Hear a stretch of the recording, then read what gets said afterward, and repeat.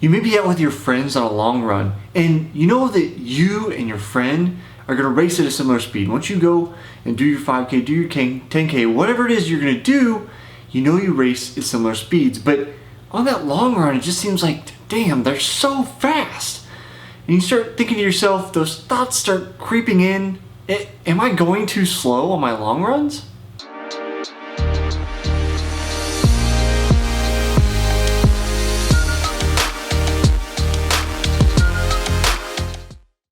I'm Jesse Funk, and on today's episode of Runner's High, I want to share with you my thoughts on how to figure out if you're going too slow on your long runs. Now, this is actually kind of a trap that a lot of people fall into over time, myself included, where you feel like you need to compete around every corner. You have to go as fast as you can all the time.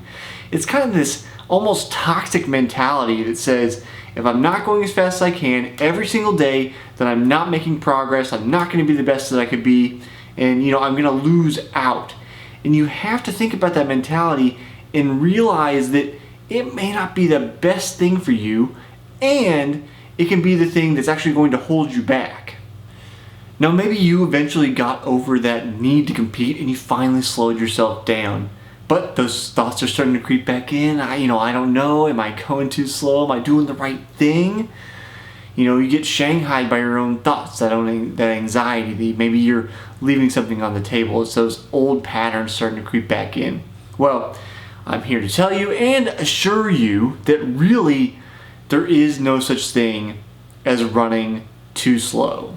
I mean, I guess unless you're walking, and then in that case you're not running, and that's too slow, but otherwise, don't worry about it. Running too slow is not really a thing, and that evidence continues to pile up. Now, it's all kind of anecdotal, lots of people's experiences, but I think when we have so many people saying that there's no such thing as too slow, we can begin to say, this is a habitual pattern that the top performers are seeing. We can rely on their information. Now, my friend Todd Buckingham, who I often interview on the Smart Athlete podcast, if you haven't seen that, don't know what that is, hit that subscribe button in the bottom right-hand corner. He has his PhD in exercise physiology. Now, Todd is an expert in his field, but not just that. He's coached by Olympic triathlete Barb Lindquist, who, in turn, was coached by legendary running coach Bobby McGee. They all the trifecta right there, all suggest the same thing. There's no such thing as too slow running. Now, Todd, as an example, he actually runs his 10Ks low 30s. So anywhere between, I think, 31, 32 is pretty typical for him.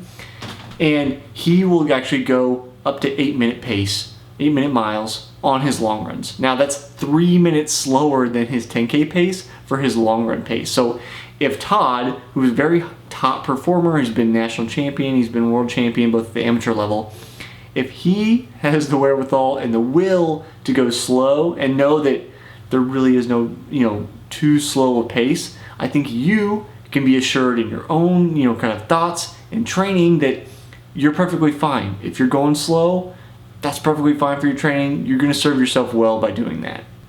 Now, you don't just have to take my word for it, or Todd's, or Barb's, or Bobby's word. There's actually another legendary running coach that suggests there's no such thing as too slow running, and that's Jeff Galloway.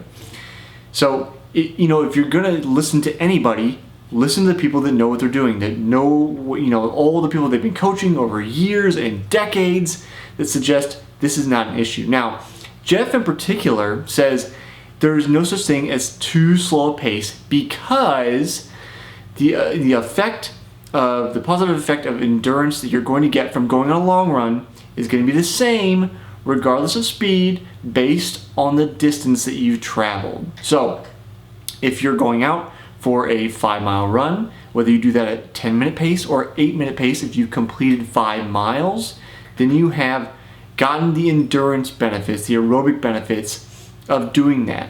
And if you remember from any of my other videos, going at that slower pace can be good injury prevention. So when your friend is trying to urge you faster, just let them go. Let them do their own thing. They're going to do their own pace, but be assured in yourself that you are helping yourself both progress physically and you're keeping yourself from being injured.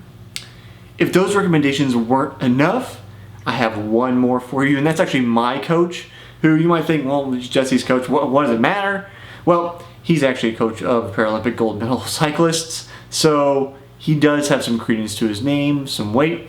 Ryan Ross, I also interview him on the Smart Athlete podcast, so hit subscribe, check that out in a minute. But Ryan tells me pretty much every Monday on my long run, fatigue from duration, not from intensity, which is basically him just saying, don't go out too fast, don't go too fast, period. Just go do the miles and relax. And we actually build in a walking section typically. It's like 15 minutes walk for 15 to 30 seconds, and that's another injury prevention technique. But I use that. I still compete at a fairly high level. Now, if you're not assured, go back, watch the video over again, and know that all of these top-level athletes, top-level coaches are all saying the same thing.